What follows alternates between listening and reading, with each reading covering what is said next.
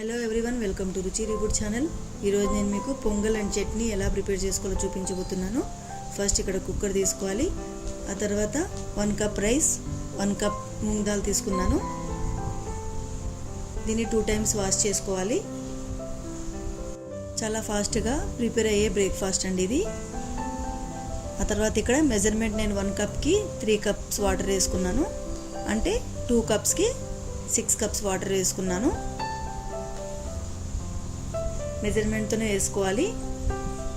For example 2 cups rice, 2 cups moong dal తీసుకున్నారనుకోండి, 12 cups వరకు water తీసుకోవాలి. నెక్స్ట్ ఇక్కడ నేను 2 స్పూన్స్ వరకు సాల్ట్ వేసుకొని 4 విజిల్స్ వచ్చే వరకు స్టవ్ మీద పెట్టేయాలి. నెక్స్ట్ పొంగల్లో కావాల్సిన ఇంగ్రీడియంట్స్ ఇక్కడ నేను ఘీ, కరివేపాకు, కొత్తిమీర, పచ్చిమిర్చి, మిరియాలు ఇవి తీసుకొని మిరియాలు ఇక్కడ క్రష్ చేసుకోవాలి. మిరియాల పౌడర్ ఉన్న కూడా వేసుకోవచ్చు. క్రష్ చేసుకుంటే ఆ ఫ్లేవర్ బాగుంటుందని నేను క్రష్ చేసుకున్నాను. ఆ తర్వాత ఇవన్నీ కట్ చేసి పెట్టుకోవాలి.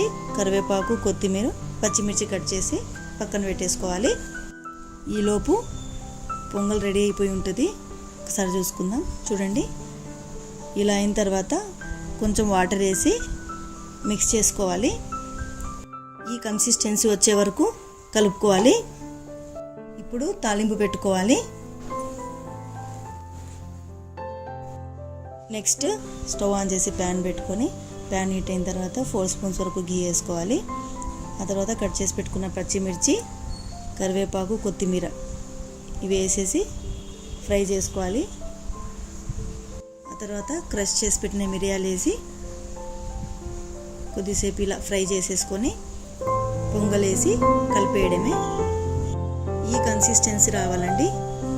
అంతే, పొంగల్ రెడీ. క్యాప్ పెట్టేసుకొని పక్కన పెట్టేసుకుందాం. ఇది వేడిగా ఉన్నప్పుడే తీసుకోవాలి, చల్లగా అయితే బాగుండదు. నెక్స్ట్ ఇప్పుడు పల్లీ చట్నీ ప్రిపేర్ చేసుకుందాం. దానికోసం 1 లెమన్ సైజ్ అంతా చింతపండు నానబెట్టుకోవాలి ముందుగానే. ఆ తర్వాత స్టవ్ ఆన్ చేసుకొని మీరు ఎంత కారం తీసుకుంటారో దాన్ని బట్టి పచ్చిమిర్చిని ఫ్రై చేసుకోవాలి. నేను ఆల్రెడీ ఇక్కడ పల్లీలు ఫ్రై చేసి పెట్టుకున్నాను. అండ్ వెల్లుల్లి కూడా కొన్ని వేసుకోవాలి. ఇవన్నీ మిక్సీ జార్లో వేసి 2 స్పూన్స్ సాల్ట్ వేసుకొని మిక్సీ పట్టాలి. ఆ తర్వాత నానబెట్టుకున్న చింతపండు వాటర్ వేసి స్మూత్గా మిక్సీ పట్టాలి.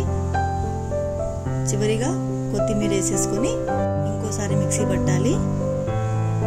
అంతే అండి, పల్లీ చట్నీ రెడీ.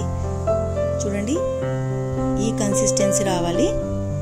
కొంచెం వాటర్ వేసేసుకొని ఇలా కలుపుకొని ఫైనలీ పల్లీ చట్నీ రెడీ. మీరు కూడా ట్రై చేయండి. మీకు ఎలా కుదిరిందో కామెంట్స్లో పెట్టండి. మీకు ఈ వీడియో నచ్చినట్లయితే లైక్, సబ్స్క్రైబ్ అండ్ షేర్ చేయండి. Thank you.